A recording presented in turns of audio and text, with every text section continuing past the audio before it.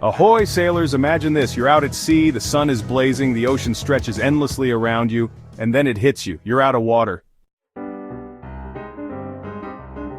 Your lips crack, your throat feels like you just swallowed a bucket of sand, your brain starts whispering, maybe just a tiny sip of seawater? Stop. Right. There. Because that's how people end up hallucinating mermaids and seeing the Grim Reaper waving from the horizon. Welcome back to the Cruise Ship Safety and Security channel.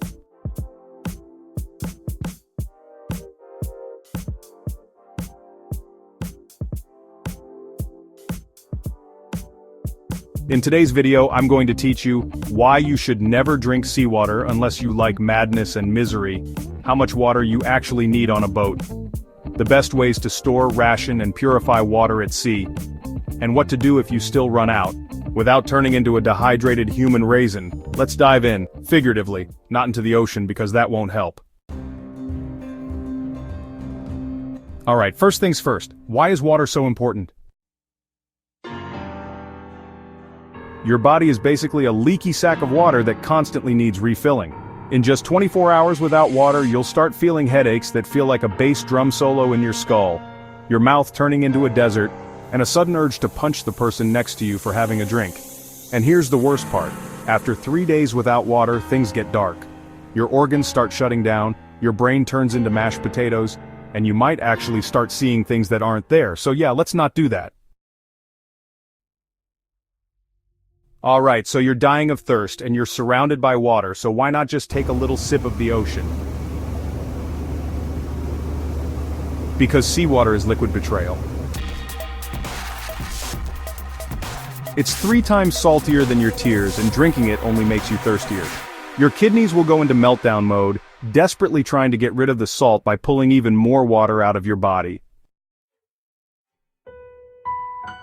Every sip of seawater is just speeding up your trip to Dehydration Town Population U. So no matter how thirsty you get, do not drink seawater, unless you enjoy kidney failure and seeing UFOs that don't exist.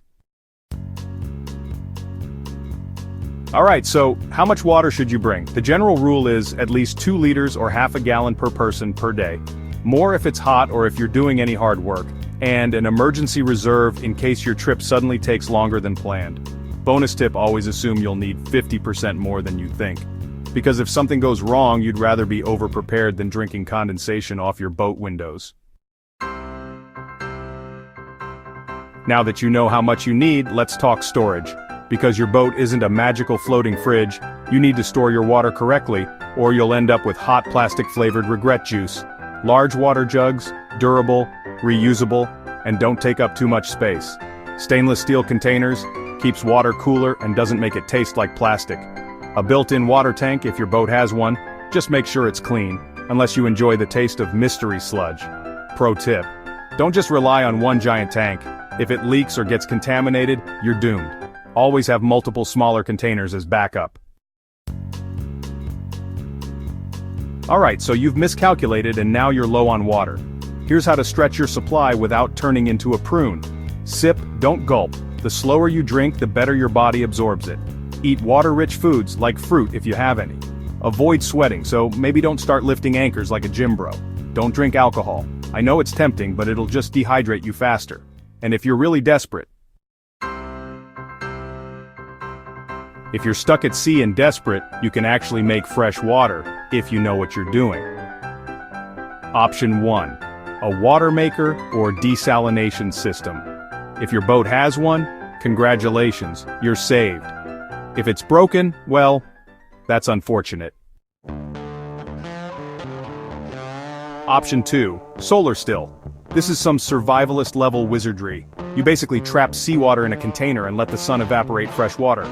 The water collects and drips into a separate container and boom, drinkable water.